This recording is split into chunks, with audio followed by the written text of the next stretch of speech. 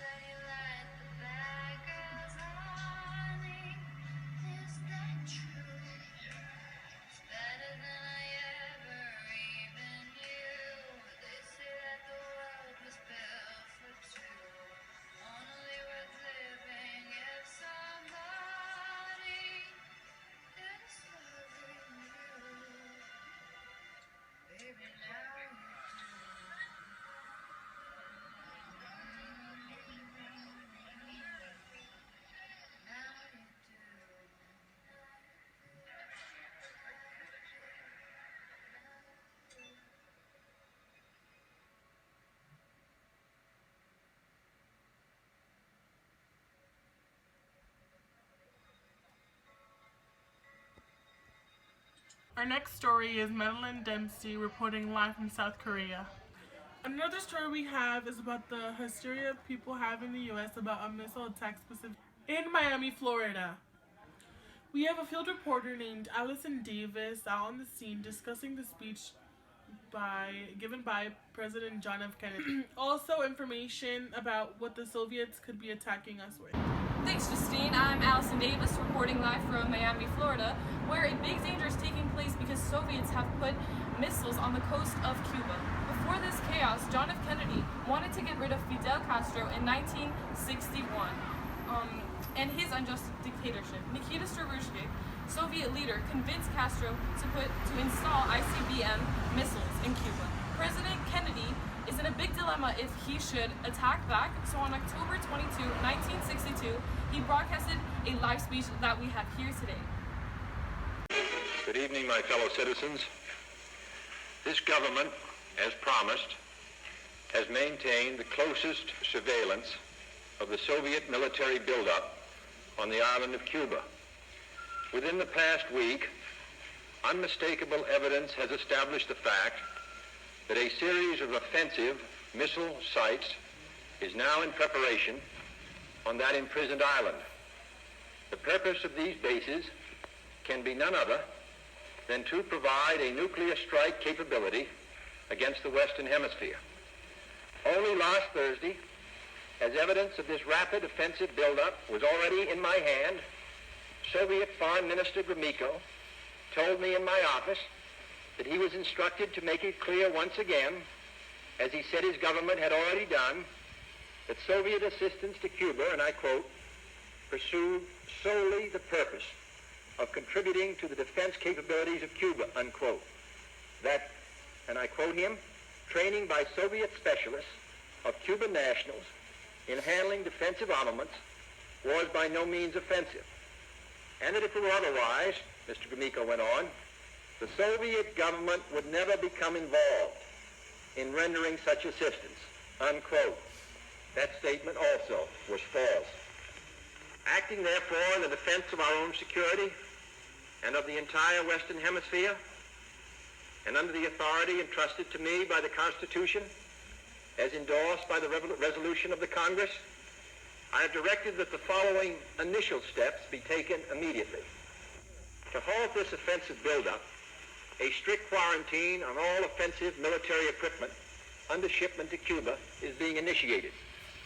All ships of any kind bound for Cuba, from whatever nation or port, will, if found to contain cargoes of offensive weapons, be turned back.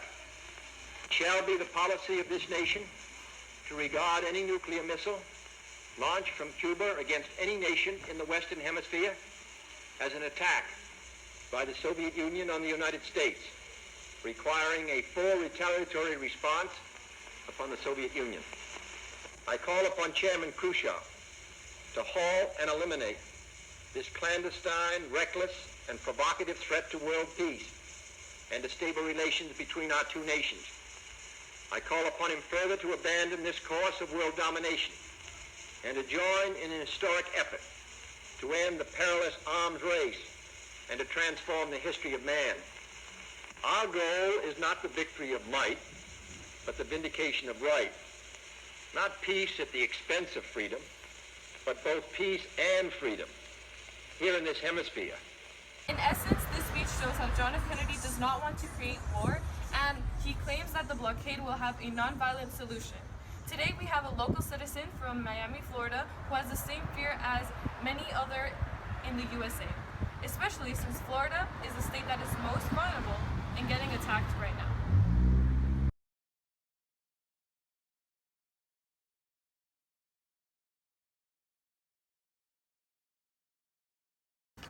Today we have a local citizen from Miami, Florida, who has the same concerns many others have in the United States. Since Florida is the most vulnerable state at this moment, we have Kathy Miller. Tell us about yourself and your concerns at this moment. Well, I have been living here in Miami all my life, and I am concerned about what the national security is going to do in protecting their people and what actions the government will take. What is your opinion on the speech John F. Kennedy made, and how do you think he will handle the Cuban crisis missile? Well, I think he is making the correct decision in trying to avoid the war, but at this very moment I am frightened about what can happen to my family, and I remember seeing the news about communist spies and the North Korea war, but I wouldn't think it would get this bad. Lastly, Kathy, why do you think Cubans allowed the Soviets to put missiles on their land? I believe that the Cuban government allowed the Soviets to get involved since they found out that President Kennedy wanted to get rid of Fidel Castro. Lastly, today's last story is on the topic of McCarthyism. For those of you who don't know about this, McCarthyism was created by Joseph McCarthy during the Red Scare. Joseph McCarthy is a senator in the Republican Party who created a campaign that was based on the fear of communists. McCarthyism and his campaign have been dedicated to question the political views and loyalty of citizens and accusing them as being a communist. As you know, being a communist can cost you your job, your social life, and even your freedom. Today I present you a young 21-year-old by the name of Alice White. She is a modern artist and spends her time traveling. Now, listen to her. I'm Emma Baker reporting live from our Witnesses School, where the issue today is accused of being a communist and how being accused can damage your life. Hi Alice, can you tell us how it came that you were suddenly a communist?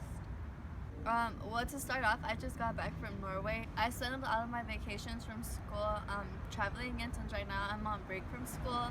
Me and a couple of friends decided to go to... Why are you starting off with this, if I may ask?